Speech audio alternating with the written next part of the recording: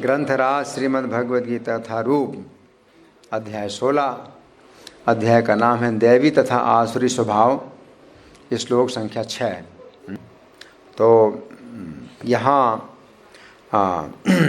इस श्लोक में भगवान क्या कह रहे हैं?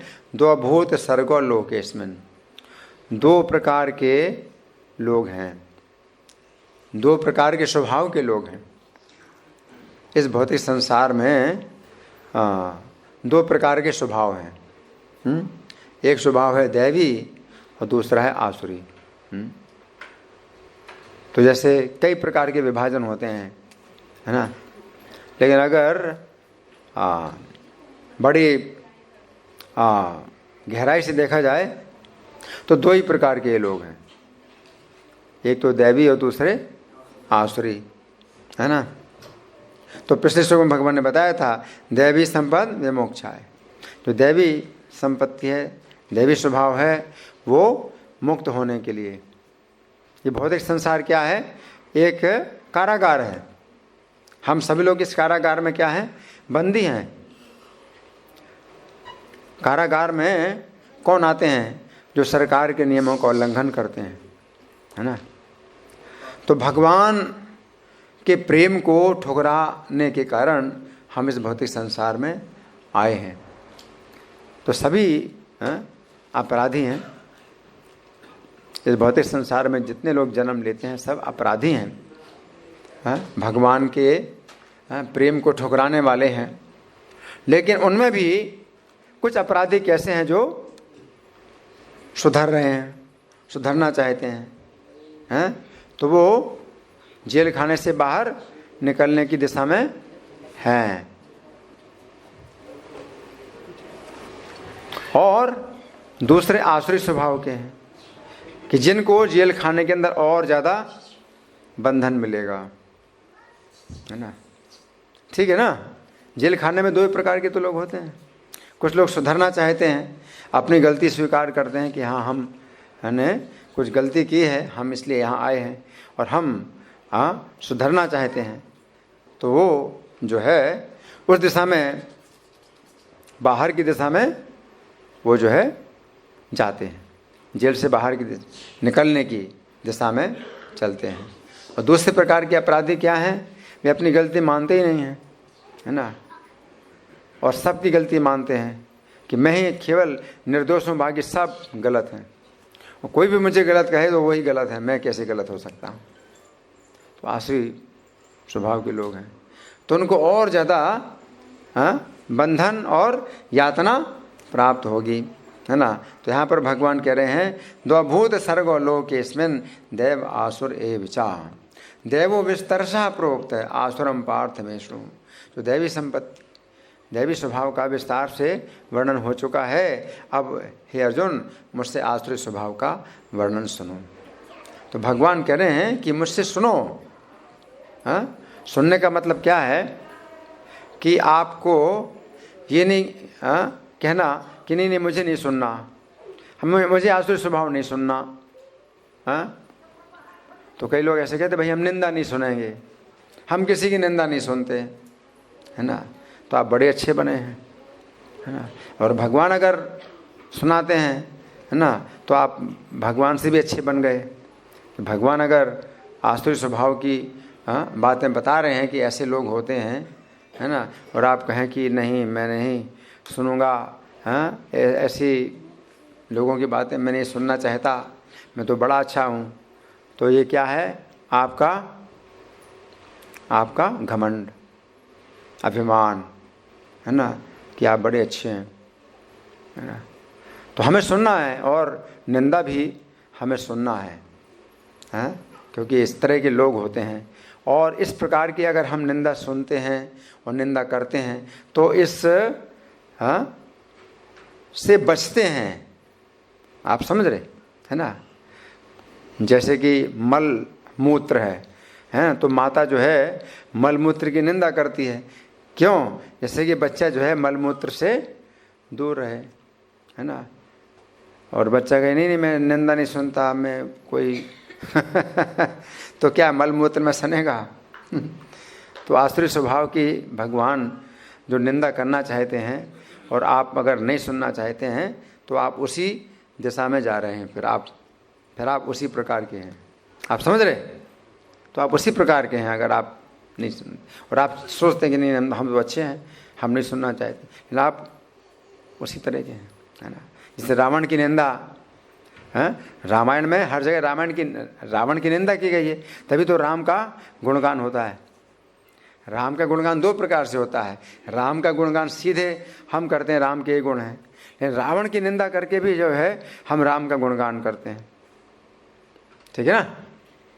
तो इस प्रकार से श्रीमद् भागवत में भी कंस की निंदा की गई। नंद महाराज भी कंस की निंदा करते हैं, वसुदेव जी भी कंस की निंदा करते हैं।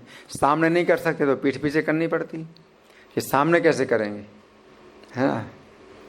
और पीठ पीछे भी लोग डर के करते हैं, क्योंकि उसके जासूस लगे हुए हैं, कंस के जासूस लगे हुए हैं।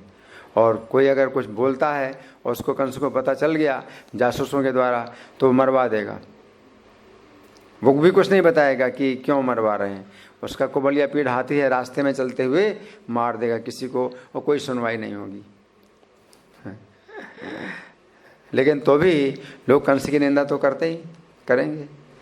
हाँ, पीठ पीछे कंस की निंदा करेंगे, सामने कैसे करेंगे? असुरों की निंदा हम सामने कैसे कर सकते हैं? पीठ पीछे ही करनी पड़ेगी ना, कि नहीं? हाँ। और भगवान जब कंस करते हैं निंदा, है ना, तो आप ये नहीं कह सकते कि नहीं हम नहीं सुनना चाहते, हम तो हाँ बुराई नहीं सुनना चाहते किसी की, है ना। तो सामान्य जो है मतलब लोग यही सोचते हैं, भाई हमें बुराई, किसी की बुराई नहीं सुनना चाहिए, है ना। तो अगर बुराई नहीं सुनते हो तो आप बुराई से नहीं बचेंगे। हम बुराई करते हैं, बुराई सुनते हैं, है ना, इसलिए सुनते हैं कि हम बचें इससे। तो हाँ, बुराई सुनने का जो लक्ष्य है वो क्या है कि हम बुराई से बचें। जैसे रास्ते में आप जो है आए, अपने घर के रास्ते से आए, कहीं गड्ढा है तो आपको बार बार बताया जाता है वो रास्ते में गड्ढा है, वो रास्ते में गड्ढा है। क्यों बताया जाता है? कि गड्ढे में गिरो या बचो, बचने के लिए कहा जाता है ना। हाँ, तो इसलिए हम बुराई जब करते हैं तो इसलिए करते हैं कि हम बचें बुराई से, है ना। तो इसलिए तो यहाँ पर भगवान जब कह रहे हैं कि आसुरी भाव, आसुरी स्वभाव, तुम सुनो मुझसे, तो है ना। और उसके पहले भगवान जो है श्लोक संख्या 4 से ही भगवान ने आसुरी स्वभाव का वर्णन किया था। दम्भ, दर्प, अभिमान, क्रोध, कठोरता, ज्ञान, ये आसुरी स्वभाव है। लेकिन अर्जुन जो है डर गए, भगवान की इन बातों से डर गए, और अर्जुन सोचे मेरे अंदर ही सब आसुरी स्वभाव तो मेरा ही है, ये मेरे अंदर है आसुरी स्वभाव। दंभ, दर्प, अभिमान, क्रोध, कठोरता, ज्ञान, ये तो सब मेरे अंदर भरा हुआ है। तो भगवान ने उस विषय को छोड़ दिया और कहा कि माँ सुझा, तुम चिंता मत करो, तुम्हारे अंदर दैवी स्वभाव है, तुम्हारे अंदर दैवी स्वभाव है। अब मैं जो बता रहा हूँ तो तुम्हारी बात नहीं बता रहा हूँ, उनकी बात बता रहा हूँ। इसका मतलब ये भी है कि जो मध्यम अधिकारी के धरातल पर कोई भक्त होता है तो वो अपने अंदर भी देखता है कि मेरे अंदर जो बुराइयां हैं वो कितनी दूर हुई हैं।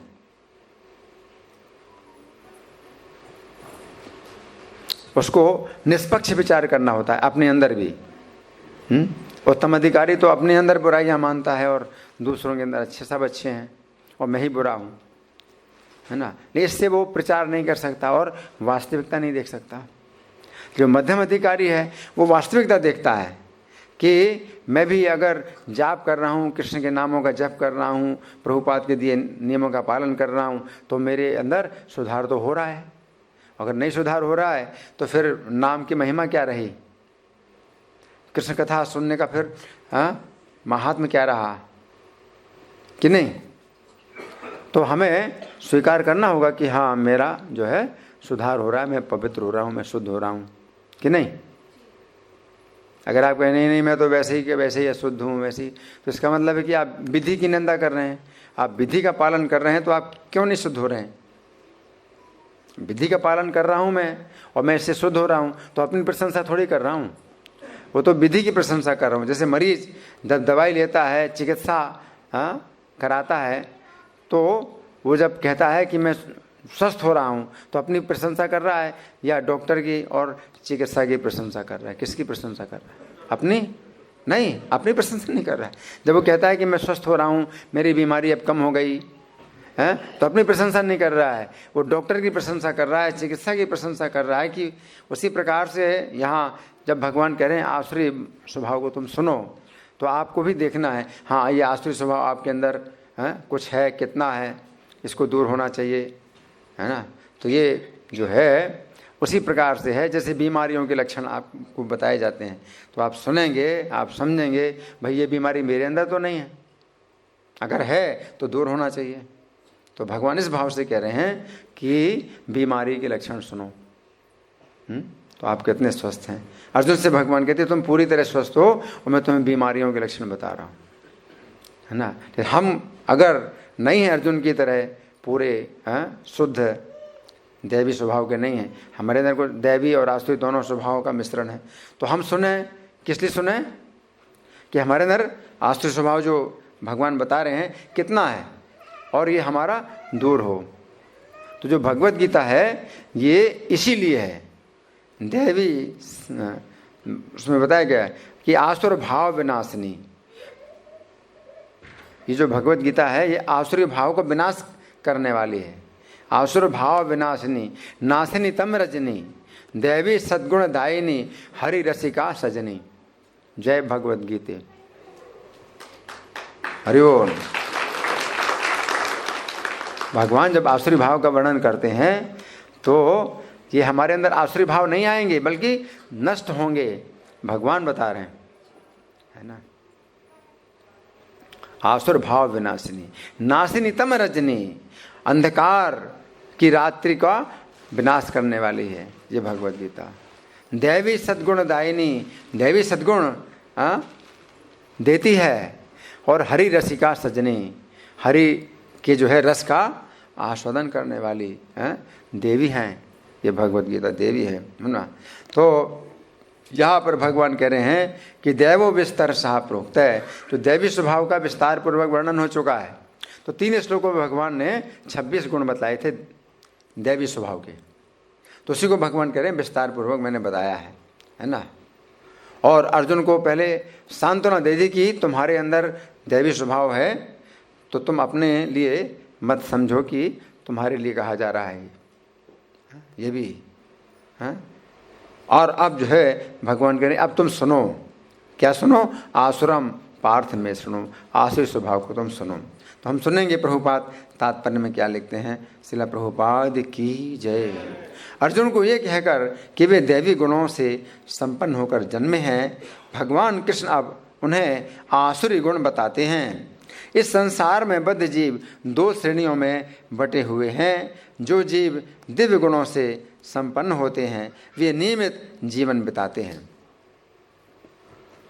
जो दैवी गुण हैं जिनके अंदर, तो वो नियमित जीवन बिताते हैं। नियम का मतलब है शास्त्रों में कुछ बताए गए हैं कि ये करना है, उसे कहते हैं नियम। नियमित जीवन का मतलब है जब कहा जाता है कि ये करना चाहिए तो हम उनका पालन करते हैं, शास्त्रों के आदेशों का पालन करते हैं, तो उसे कहते हैं नियम। शास्त्रों में बताया गया नियम, है ना। जैसे हमारे लिए क्या है नियम? रोज़ 16 माला जप करना, है ना, तो ये हमारा नियम है। तो सबसे बड़ा नियम, बहुत बड़ी रक्षा, नियम से बहुत बड़ी रक्षा होती है ना। तो वो दैवी स्वभाव के लोग हैं जो शास्त्रों के अनुसार नियमित जीवन बिताते हैं, अर्थात वे शास्त्रों तथा विद्वानों द्वारा बताए गए आदेशों का निर्वाह करते हैं, है ना। तो ये जो है शास्त्र बताते हैं, विद्वान बताते हैं, तो हमें मानना है, हमें बहस नहीं करना है कि नहीं हम नहीं मानेंगे जब तक हम जो है देखें नहीं। ऐसा थोड़ी होता है। जैसे मरीज कहे, बहस करे डॉक्टर से कि मैं कैसे मानूं ये दवाई जो है मेरी बीमारी दूर करेगी। मूर्ख। डॉक्टर अगर योग्य है, डॉक्टर अगर प्रामाणिक है, उसको जो है प्रामाणिक जो संस्था के द्वारा उसको प्रमाण पत्र प्राप्त हुआ है, और लोग प्रचलित भी है, डॉक्टर है, तो आप जो है उसकी दवाई लो और तब आप उसका प्रयोग करो, देखो, है ना। तो ये नहीं है कि नहीं नहीं मैं दवाई नहीं खाऊंगा, मैं पहले जो है जानना चाहता हूँ कि ये दवाई मेरी बीमारी ठीक करेगी या नहीं करेगी, तो ये गलत है। तो इसी प्रकार से जो दैवी स्वभाव के लोग हैं उनके अंदर श्रद्धा, आदौ श्रद्धा, उसको श्रद्धा होती है ना। किस में श्रद्धा होती है? शास्त्रों में, शास्त्रों में श्रद्धा होती है, और आचार्यों में श्रद्धा होती है ना, विद्वानों में श्रद्धा होती है। तो यहाँ प्रभुपाद लिखते हैं कि शास्त्रों तथा विद्वानों द्वारा बताए गए आदेशों का निर्वाह करते हैं।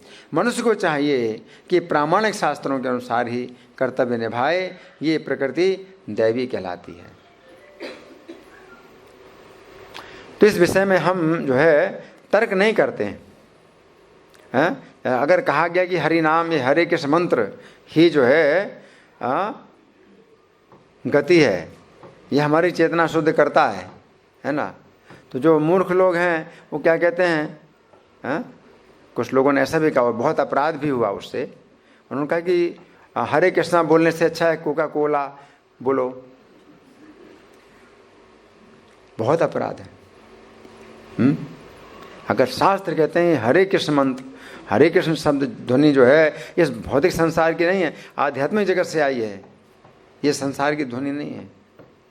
तो कोई नहीं भी जानता है और हरे कृष्ण बोलता है तो उसको लाभ होता है, उसकी बहुत रक्षा होती है हरे कृष्ण बोलने से। ये भी नहीं कि आप जानें, जैसे दवाई को आप जानते हैं नहीं जानते हैं, आप खाते हैं तो उसका लाभ होता है, असर होता है। जहर को आप जानते हैं नहीं जानते हैं तो क्या करेगा? जहर मारेगा, है ना। तो ये थोड़ी होता है कि जहर को आप दवाई समझ के खा लें तो जहर काम नहीं करेगा, ऐसा नहीं है। ये दवाई को जहर समझ के आप खाएं तो दवाई काम नहीं करेगी, दवाई अपना काम करेगी। तो इसी प्रकार से जब शास्त्र कहते हैं हरे कृष्ण में जो है जो शक्ति है, जो पवित्रता है, वो और शब्दों में नहीं है, ये सामान्य शब्द नहीं है, तो आपको मानना है। तो यहाँ प्रभुपाद क्या लिखते हैं कि मनुष्य को चाहिए कि प्रामाणिक शास्त्रों के अनुसार ही कर्तव्य निभाए, ये प्रकृति दैवी कहलाती है। वो स्वीकार कर लेता है। इस अध्याय के अंत में भगवान ये कहते हैं तस्मात् शास्त्रम प्रमाणम ते कार्य कार्य व्यवस्थित हो। आप ये नहीं कह सकते नहीं हम तो पहले प्रयोग करेंगे, हम तो पहले प्रयोग करेंगे तब हम मानेंगे, ये नहीं हो सकता। हमारे प्रयोगों से ये जो है परे की बात है। ये शास्त्रों की बातें कभी बदलती नहीं हैं। वैज्ञानिकों के प्रयोग बदलते रहते हैं। अभी उन्होंने प्रयोग किया कुछ कि ये बीमारी ठीक करने वाली दवाई है, फिर आगे जब प्रयोग करते हैं तो पता चलता है दूसरी बीमारी पैदा कर रही है। तो वैज्ञानिकों के प्रयोगों के द्वारा जो ज्ञान प्राप्त होता है वो बदलता रहता है। लेकिन शास्त्रों में कोई बात बताई गई है तो इसमें जो है किसी प्रकार का दोष नहीं होता है, किसी प्रकार की कमी नहीं होती है, किसी प्रकार की भ्रांति नहीं होती है ना। तो ये जो है समझना है। जैसे प्रभुपाद बता देते हैं कि शास्त्रों ने कहा है कि गाय का गोबर जो है पवित्र होता है, तो ये प्रयोगों से परे है। फिर भी प्रयोगों से देखा गया कि हाँ गाय के गोबर में जो है एंटीसेप्टिक जो है गुण है। लेकिन कोई तर्क करे कि गाय भी तो एक मल है, तो प्रत्येक प्रकार का मल अशुद्ध होता है, छूने से हमें स्नान करना चाहिए, तो गाय के का गोबर मल है तो इसको क्यों पवित्र कहा गया? तो आप तर्क नहीं कर सकते हैं, क्योंकि अगर शास्त्रों ने कहा है तो ये प्रमाण है, शास्त्र प्रमाण है। आपके प्रयोगों से जो है अगर आप प्रयोगों से उसी शास्त्र की बातों को ही अगर आप पुष्ट करते हैं तो ठीक है, आप प्रयोग करो। लेकिन अपने प्रयोगों से शास्त्र की बातों को अगर आप खंडन करते हैं तो आपके प्रयोग गलत हैं। वो शास्त्र की बातें जो है कभी गलत नहीं हो सकती। तो जितने भी प्रयोग करते हैं आप, तो शास्त्रों की बातों को पुष्ट करने के लिए अगर प्रयोग करो तो अच्छी बात है। तो शास्त्र जो है हमारे लिए शास्त्र प्रमाण है, प्रत्यक्ष प्रमाण नहीं।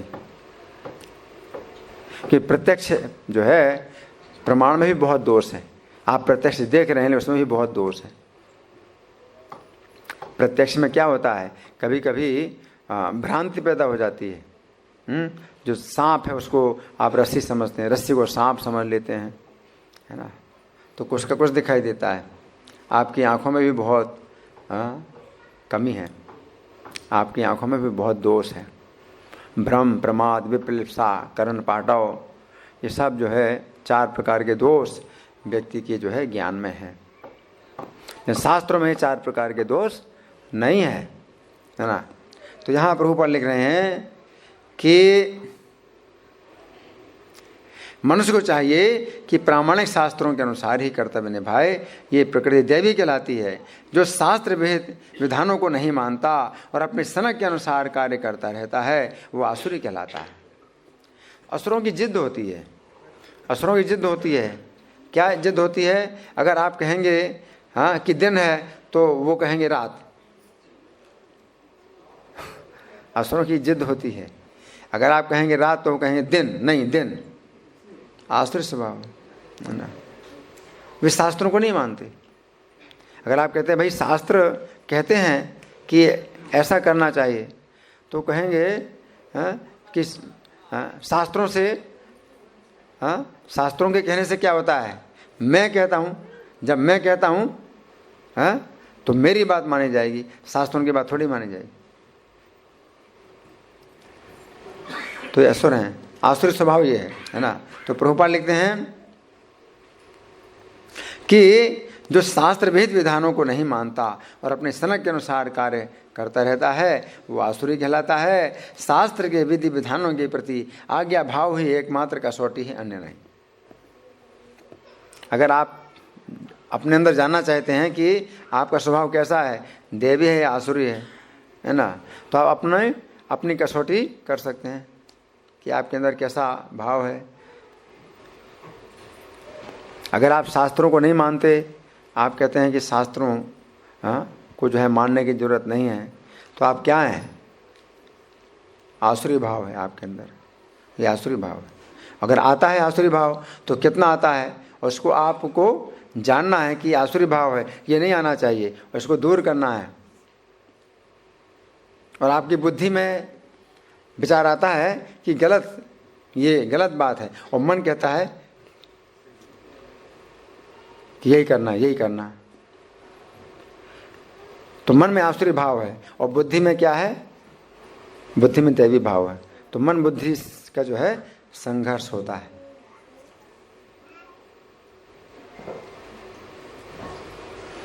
तो भगवान आपको क्या देते हैं? बुद्धि देते हैं। शास्त्र से आपको बुद्धि मिलती है। और मन जब उल्टा बोलता है तो बुद्धि जो है उसको डांटती है और मन को दमित करती है। तो बुद्धि के द्वारा क्या करना है आपको? मन बस में करना है। मन शास्त्रों की बातें नहीं मानता, और आपकी बुद्धि शास्त्रों की बात मानती है। तो मन में बुद्धि में बड़ा संघर्ष होता है, और मन बुद्धि को डांटता है। मन बुद्धि को डांटता है कि मैं हमेशा अपने मर्जी से चलता रहा, अब तुम कौन होती हो मुझे आदेश देने वाली। लेकिन बुद्धि अगर आपकी जो है प्रबल है, तो बुद्धि जो है मन को डांटती है कि तुम अपने मर्जी के अनुसार करता रहा और मुझे हमेशा दुख और कष्ट ही मिलते रहे हैं, अब तुम सुधर। तो बुद्धि जो है जब मन को डांटती है तो फिर वो जो है मन फिर सुधरता है।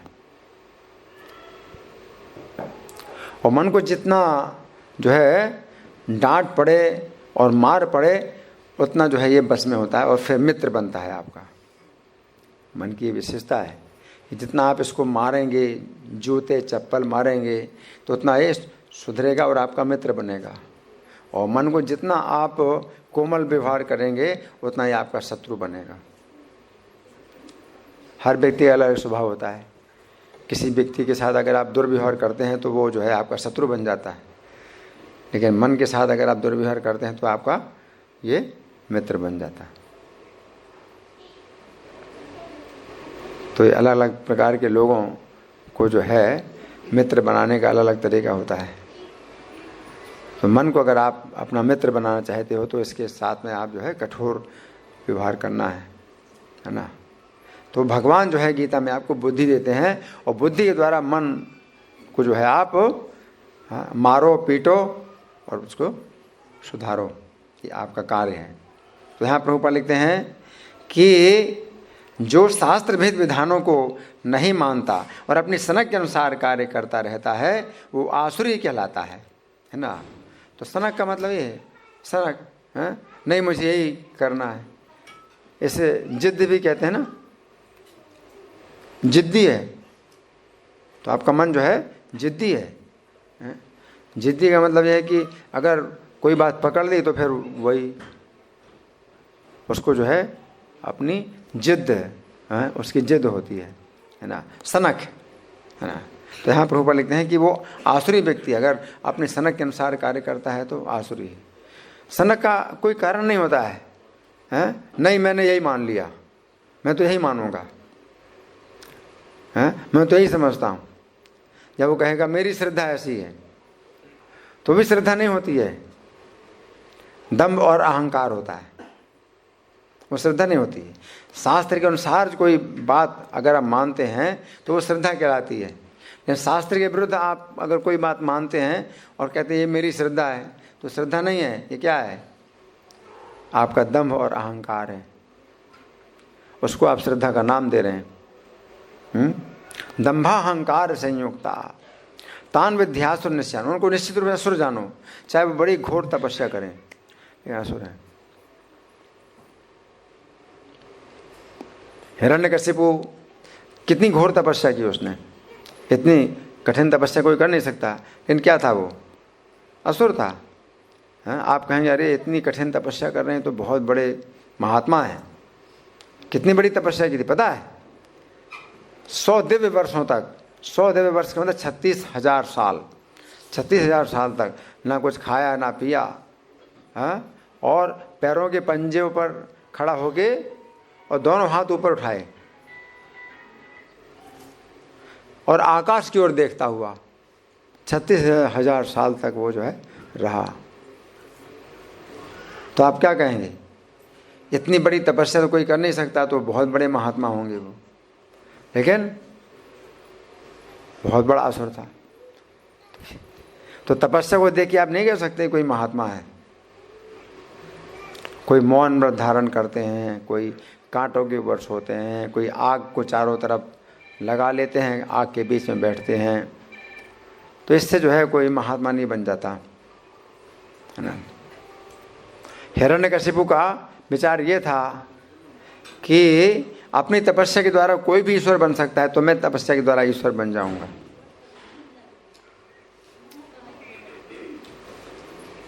तो लोग कहते हैं ना भाई अपनी अपनी श्रद्धा है, अपनी अपनी श्रद्धा है। तो आपकी श्रद्धा ऐसे ही है कि आप तपस्या के द्वारा ईश्वर बन सकते हैं, तो वो ठीक है, आपकी श्रद्धा ऐसी है। लेकिन ये श्रद्धा नहीं होती। शास्त्र के विरुद्ध अगर आप के कोई भी विचार होते हैं तो श्रद्धा नहीं होती है, वो क्या होता है? दंभ और अहंकार होता है, आसुरी भाव है। शास्त्र के विरुद्ध आप कहते हैं अपनी तपस्या से मैं ईश्वर बन सकता हूँ। तो अभी कितने लोग हैं ऐसे ही बोल रहे हैं, कितने लोग हैं? अज्ञान जो है फैलता है, कलयुग में ऐसा ज्ञान फैलता है। शास्त्रों के द्वारा मान लो कुछ सिद्धियाँ प्राप्त हो गई, तपस्या के द्वारा कोई सिद्धि प्राप्त हो गई, तो क्या आप ईश्वर बन गए?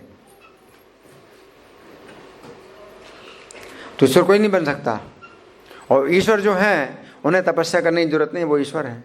जैसे कृष्ण ईश्वर हैं, तो माता यशोदा की गोद में लेटे हैं, सो रहे हैं, स्तन पी रहे हैं, तो वो ईश्वर हैं, उन्हें तपस्या करने की जरूरत नहीं है, वे ईश्वर हैं।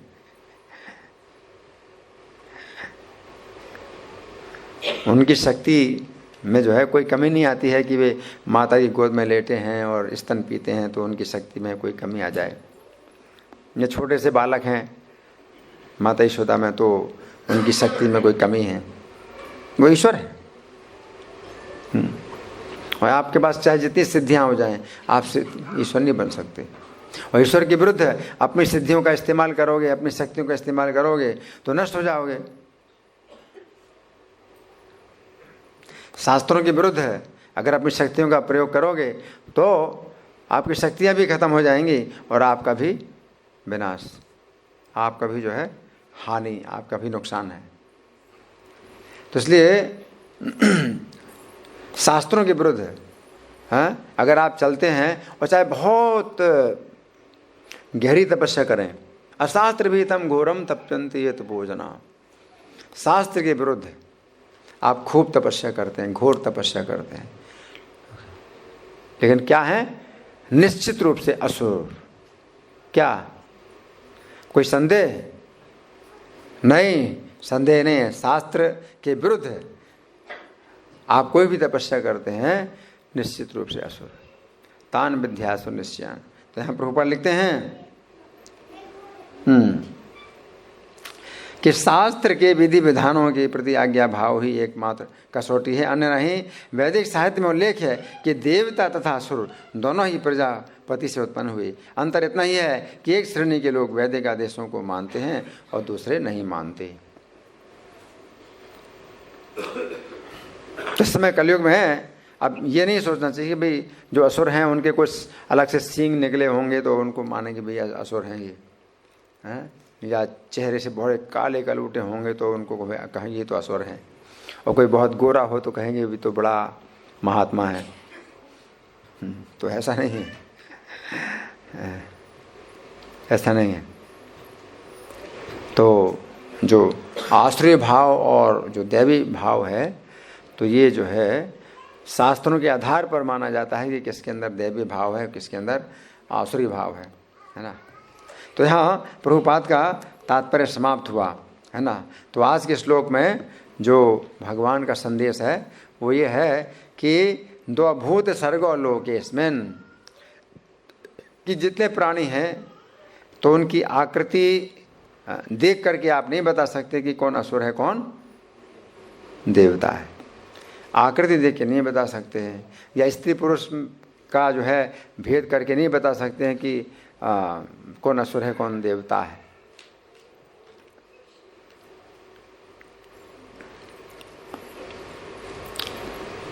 या धनी निर्धन देख करके आप नहीं बता सकते कौन असुर है कौन देवता है।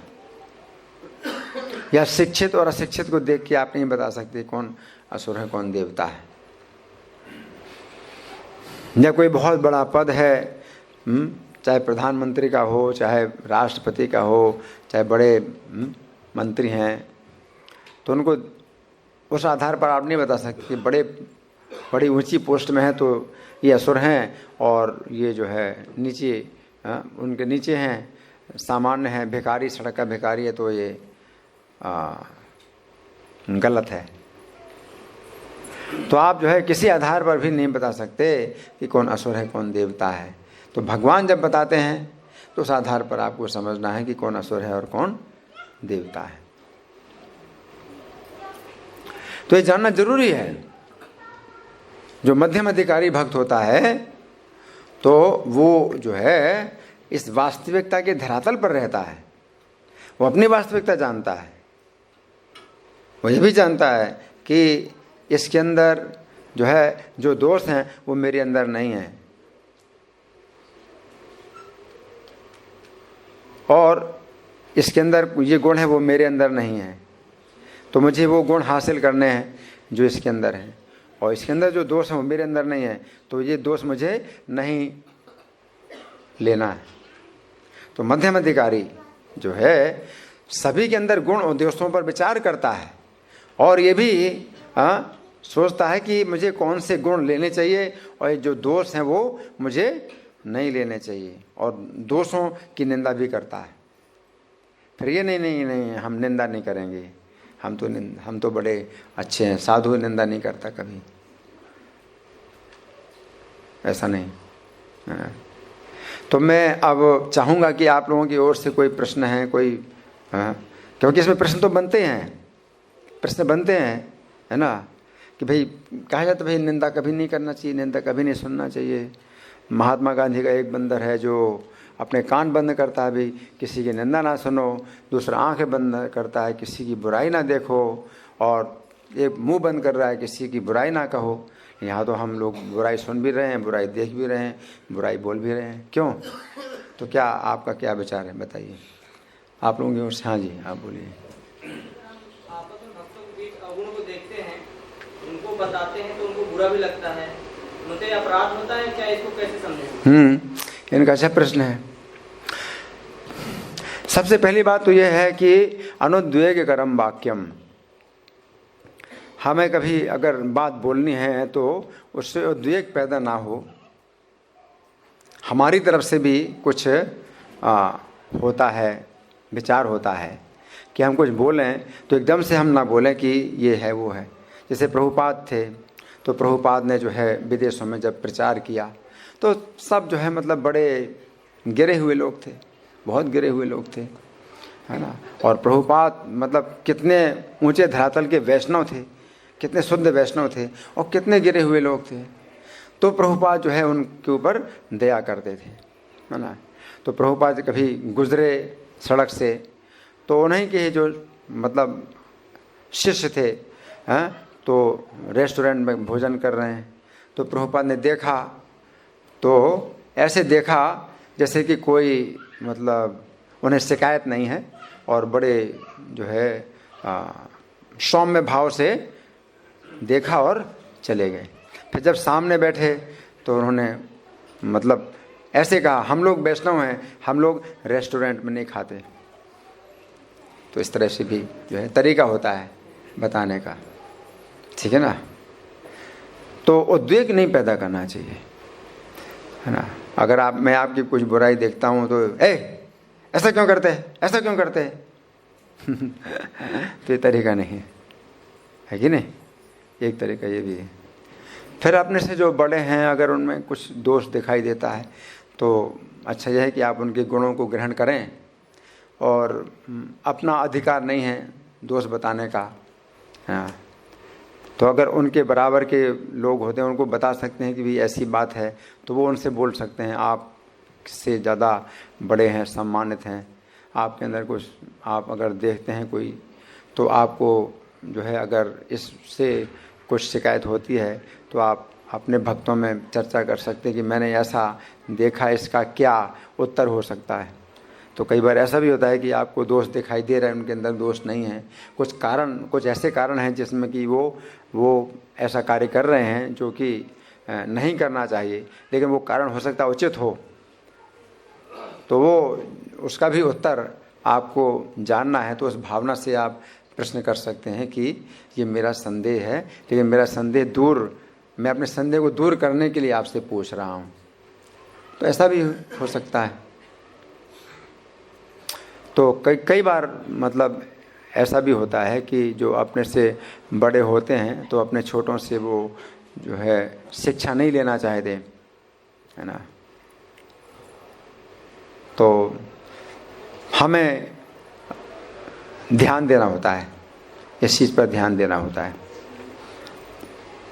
लेकिन कुछ लोग ऐसे हैं, अपने वैष्णव समाज में ही ऐसे लोग हैं जो कि उल्टा काम करते हैं और कोई बात नहीं मानते हैं, तो हमें उनसे दूरी बनानी पड़ती है, क्योंकि वैष्णव समाज में उनका सम्मान है, और अगर आपकी बात नहीं सुनी जा रही है और वो अगर उल्टा व्यवहार कर रहे हैं तो आपको दूरी बना के रखनी पड़ती है।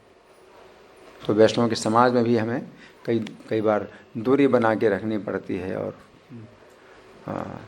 समय आने पर भगवान से हम प्रार्थना कर सकते हैं कि वैष्णव समाज में अगर कोई व्यक्ति ऐसा अशोभनीय कार्य कर रहा है, निंदनीय कार्य कर रहा है, व्यवहार कर रहा है, तो उसके लिए भगवान जो है उसको कुछ दंड दें ताकि वो सुधरे और उसका जो है लाभ हो।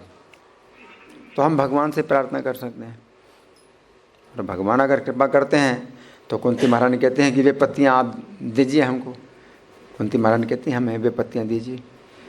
तो भगवान किसी को अगर विपत्ति देते हैं तो उनकी कृपा होती है कि वो सुधर जाए, उसको समझ आए कि हाँ मैंने गलती की है। फिर किसी को विपत्ति नहीं मिल रही है और उसको सफलता मिल रही है और अपराध पर अपराध करते जा रहे हैं, तो वो उनके ऊपर माया की कृपा हो रही है।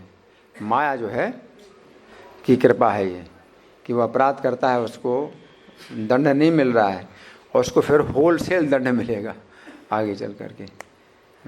तो शरीर छूटने के बाद फिर उसको दंड मिलेगा।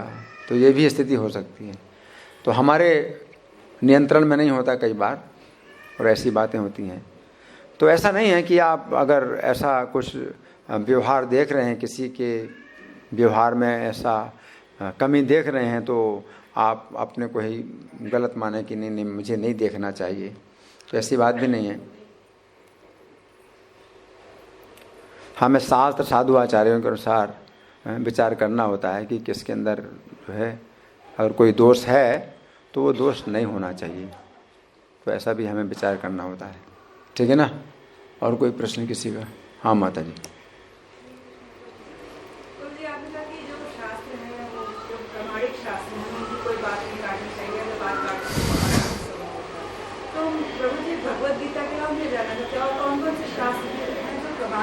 शास्त्र जो है भगवत गीता जो है कैसा है? गीता शास्त्रम इदम पुण्यम यह पठेत प्रेतापमान विष्णु पदम अवाप्नुते भय शोक आदि वर्जिता। सब सर्वशास्त्रमयी गीता, हाँ सर्वशास्त्रमयी गीता। तो अभी शास्त्रों को अगर आप पढ़ेंगे तो बहुत शास्त्र हैं और बहुत बातें, और उन शास्त्रों में क्या है कि बहुत सी बातें दी गई हैं और फिर उसमें आपको विचार करना भी बड़ा मुश्किल है कि निष्कर्ष क्या है। और कलयुग में आयु बहुत थोड़ी है, तो इतने शास्त्र आप कहाँ तक पढ़ेंगे, है ना? तो ये गीता ग्रंथराज यानी शास्त्रों का राजा गीता है, एक श्रीमद् भागवत। तो प्रभुपाद ने कहा ये कृष्ण कथा है, भगवत गीता कृष्ण कथा है, साक्षात कृष्ण ने बोली है। और श्रीमद् भागवत कृष्ण कथा है जो साक्षात कृष्ण के बारे में बोली गई। तो ज़्यादा जो है आपको शास्त्र पढ़ने की जरूरत नहीं। फिर आप शास्त्र पढ़ सकते हैं, गीता भागवत के अनुसार जो आपको निर्णय प्राप्त हुए हैं उनके अनुसार आप जो है शास्त्रों का अध्ययन कर सकते हैं, जिससे कि भ्रमित ना हो। लेकिन पहले आपने प्रभुपाद के ग्रंथ अच्छी तरह पढ़ लिए, उसके बाद फिर आपको अधिकार मिल सकता है कि भाई कुछ और शास्त्र आप पढ़ें, तो उन शास्त्रों से भी आप वही बातें पुष्ट करें जो पहले से आपने गीता और भागवत में पढ़ी हैं। और आप जो है भटके नहीं तो दूसरे शास्त्रों में आप भटक जाएंगे। ठीक है ना? और कोई प्रश्न किसी का? ठीक है। ग्रंथराज श्रीमद् भगवद गीता की जय, श्रील प्रभुपाद की जय। हरे कृष्णा। तो प्रभु जी ने सुंदर तरीके से आसुरी प्रवृत्ति के बारे में हमें समझाया। हम प्रभु जी का धन्यवाद करेंगे हरे कृष्ण महामंत्र बोल के। हरे कृष्णा कृष्णा कृष्णा हरे हरे, हरे राम राम राम हरे हरे। 3-4 इम्पोर्टेंट अनाउंसमेंट है। प्रभु जी का जो यहाँ पे ये किताब डिस्प्ले कर रखा है, इसके बारे में क्योंकि काफी इम्पोर्टेंट है, ये सबसे लास्ट में मैं बताऊंगा। पहले जो कुछ इम्पोर्टेंट अनाउंसमेंट है वो है लास्ट टू लास्ट मंडे में हमने नित्य सेवा के बारे में अनाउंसमेंट किया था। तो उसमें हम